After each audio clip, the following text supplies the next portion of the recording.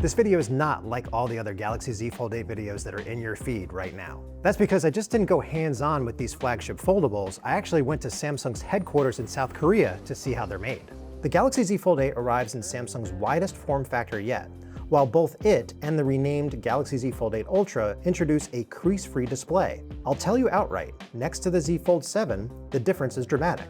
This is the story of how the next generation of Z Foldables came together, and my early impressions on which one I'd actually buy. Let's start with the one that completely rewrites the Fold playbook, the standard Galaxy Z Fold 8.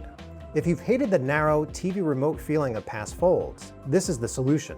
The Z Fold 8 pivots to a wider, shorter form factor that also happens to be the lightest Fold Samsung has ever built. Samsung told me they wanted a natural, immersive, content-first experience. After spending some time watching TikToks on the cover screen, I think that's been achieved. And while the keyboard is finally wide enough for human thumbs, the device is almost too wide for comfortable one-handed navigation. There are always trade-offs. For example, the Fold 8 doesn't get a flex mode, and there's no S Pen here or in the Ultra. I know that could be a deal breaker for some. You also lose the telephoto camera. This is a dual camera system. If you want the ultimate camera powerhouse, Samsung wants you to look towards the Ultra. This is the Galaxy Z Fold 8 Ultra. At first glance, it looks like a slightly refined Z Fold 7. But the moment I opened it, I realized that this is not the same phone. That's because the interior crease is practically gone. Yes, Samsung finally figured out how to minimize the crease to the point where you barely notice it. They've also slapped on a gorgeous anti-reflective coating that completely cuts down on glare. And did I mention that this is also Samsung's brightest fold yet at 3000 nits? Even better, it folds perfectly flat, which was my biggest complaint about the Fold 7's design. And it's ridiculously thin. The right edge of the phone has this subtle groove that makes it easier to open, and it's this level of detail and engineering that really makes this feel like an Ultra phone. But let's back up to the crease or lack thereof. I visited Samsung Display and saw the science behind the magic. In an earlier video here on the channel, we introduced the Flex Titanium display. I was one of the first people allowed inside to see a 360 view of this technology. Flex Titanium consists of a titanium alloy film and a titanium plate. The film sits below the OLED panel and is 20 times stiffer than traditional plastic support films, while measuring just 30% the thickness of a human hair. The plate minimizes the air gaps under the screen, which is exactly why the crease is so hard to see. I actually got to see the absolutely brutal torture test Samsung uses to prove this new display can survive real life. If you want to see more behind the scenes at Samsung's labs, be sure to check out my other video. From Samsung Display, I traveled to Gumi, where Samsung manufactures about 14% of its global phones, including this new family of folds.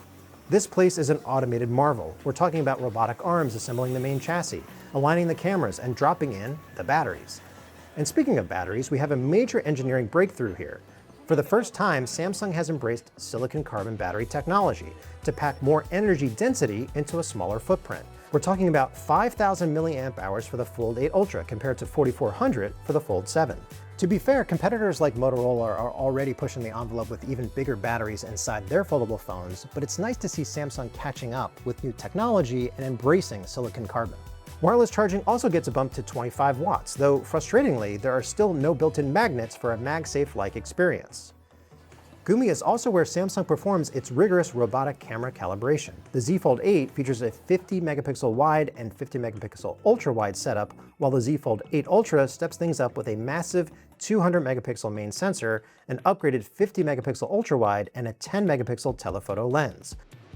Both benefit from Samsung's improved nightography processing, which should make night video look incredibly clean. We can't talk about photos and videos and phones these days without talking about AI. Look, I talked to Samsung about AI fatigue being real, so I think what they're trying to deliver this time are features that are practical and useful. In other words, not too many gimmicks here. Starting with video, with FanCam you can now shoot a chaotic clip, select a subject in post-production, and the AI will automatically crop, track, and smoothly pan to keep them centered. Now Nudge seems like a solid upgrade too. If you get a text about setting up a meeting, for example, a quick tap opens your calendar instantly in a split-screen window on the right. No more copying, pasting, and app switching.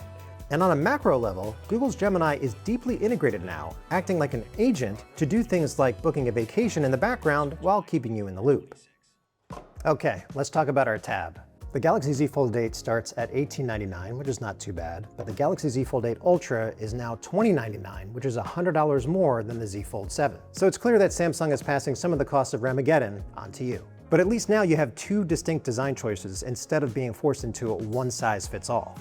If you want the ultimate multitasking and camera beast, the Ultra is the clear winner. But after banking some hours shooting and playing with both, I'm personally leaning towards the standard Galaxy Z Fold 8. The Passport-style form factor is just so much more practical for daily use, and you still get the incredible crease-free Flex titanium display breakthrough.